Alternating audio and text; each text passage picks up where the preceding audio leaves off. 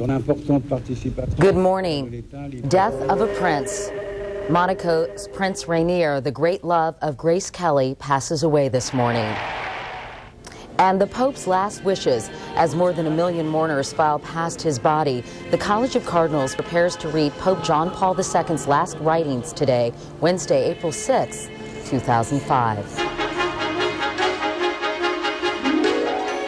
From NBC News, this is Today with Katie Couric and Matt Lauer, live from Studio 1A in Rockefeller Plaza. And welcome to Today on this Wednesday morning, everyone. I'm Katie Couric. And I'm Matt Lauer. More sad news to report this morning. Monaco's 81-year-old Prince Rainier was Europe's longest-serving monarch, more than 50 years, but he was probably best known for his glamorous marriage to Grace Kelly. And coming up, we're going to look back at what is probably a fairy tale often laced with tragedy. That's right. They've had a lot of hardships in that family, and he's been sick for some time. Right, this has been expected. That's right. Meanwhile, Matt, as President Bush travels to Rome this morning, along with the First Lady Condoleezza Rice and former Presidents Bush and Clinton, the question some people are asking is, where's President Carter in all this? Are the Bushes and the Carters the modern-day version of the Hatfields and the McCoys? We're going to find out what's going on. Plus, a friend and an admired competitor in the fight of his life. In a dramatic announcement, NBC's Peter Jennings told the world last night, using his trademark style, dignity, and grace, that he has been diagnosed with lung cancer. We'll have much more on that story. Supermodels, but... Good morning, everybody. Air Force One carries the president to Rome today for the funeral of Pope John Paul on Friday. This as hundreds of thousands continue to pay tribute at the Vatican today. NBC's Campbell Brown is in Vatican City this morning. NBC's Nora O'Donnell is at the White House. Let's begin with the latest from the Vatican. Campbell, good morning.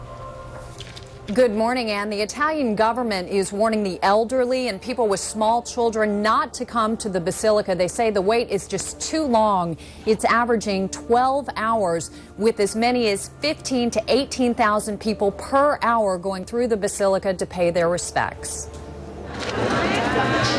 The crowd outside of St. Peter's late last night, people patiently waiting their turn, Romans and pilgrims who've traveled here from all over the world. He meant a lot to me in my life. I believe everything he's done. I believe in him.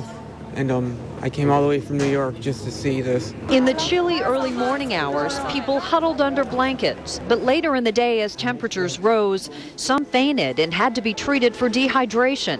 And today, signs of the number of people descending on the city is becoming increasingly difficult to manage. In the streets around Rome, it's semi-controlled chaos with traffic snarled. At Rome's main train station, an additional 60,000 people are arriving each day. Workers are furiously trying to build enough temporary tent cities so people will have a place to sleep. Local vendors, though, are cashing in, setting up stalls around the Vatican to sell memorabilia, with demand high for rosaries, T-shirts, and photos of John Paul II. Now, earlier today, the College of Cardinals met for the third time. They are reading the Pope's final writings and are expected to soon announce a date for their conclave to elect the next Pope. Ann? All right, Campbell at the Vatican. Thank you, Campbell. Now let's go to NBC's Nora O'Donnell at the White House. She's got details on who is in the U.S. delegation to the funeral and who is not. Nora, good morning. And good morning to you. The White House insists that they reached out to President Carter and invited him to attend, but Carter said he withdrew his request to attend the funeral once he was told by the White House that its space was limited. Today, President Bush and his wife Laura lead the U.S. delegation to Rome. What a great man. It'll be my honor to represent our country at a ceremony marking a remarkable life. A person who stood for freedom and human dignity. The White House says the Vatican limited the official delegation to just 5 people. Joining the President and First Lady, former Presidents Bush and Clinton, and Secretary of State Condoleezza Rice. But not President Carter, who was the first and only president to welcome the Pope to the White House in 1979. Carter's spokesman said in a statement, President Carter expressed to the White House a desire to attend the Pope's funeral. He was quite willing to withdraw his request when he was subsequently informed that the official delegation would be limited to just 5 people. The story of an admired colleague in the fight of his life. In a brave and touching gesture, his throat raw, ABC's Peter Jennings announced to the world last night that he is battling lung cancer. NBC's Peter Alexander has more. Peter, good morning.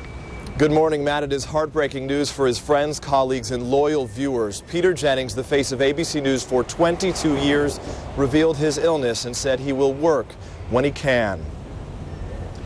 As some of you now know, I have learned in the last couple of days that I have lung cancer. Yes. Clearly hoarse, Peter Jennings, ABC's legendary newsman, broke the very personal news to his audience last night. I will continue to the broadcast. On good days, my voice will not always be like this. Jennings, who quit smoking 20 years ago, said he will begin chemotherapy next week. You would not choose chemotherapy or radiation over surgery in general if the patient has early stage disease. The 66-year-old Jennings is the last of a generation of long-standing news anchors. Since December, viewers have witnessed a dramatic shift in network news landscape. Thanks for all that I have learned from you. First, NBC's Tom Brokaw stepped down after 21 years as lead anchor. We've shared a lot. Then last month, CBS's Dan Rather gave up the desk. You were trusting these people to tell you the truth, and somebody like Jennings is a rare commodity these days. He's hugely important. From the Vatican, NBC's Brian Williams sent his best wishes. While he is a competitor, and they don't make them any tougher, he is also a colleague and a friend, and they don't make them any better. Jennings showed some of that toughness last night. I've been reminding my colleagues today, who have all been incredibly supportive, that almost 10 million Americans are already living with cancer, and I have a lot to learn from them. And living is the key word. Jennings admitted he began smoking again after 9/11. He also wrote an email to his colleagues saying, quote, "There will be good days and bad. That means some days I may be cranky, other days very cranky. Still," he said, he's prepared to face this new challenge. Matt? All right, Peter Alexander, thanks very much. And of course, we want to wish Peter Jennings a complete and speedy recovery. It's 15 after the hour. Once again, here's Katie. All right, Matt, thank you so much. The Michael Jackson trial is in recess today after more dramatic testimony on Tuesday.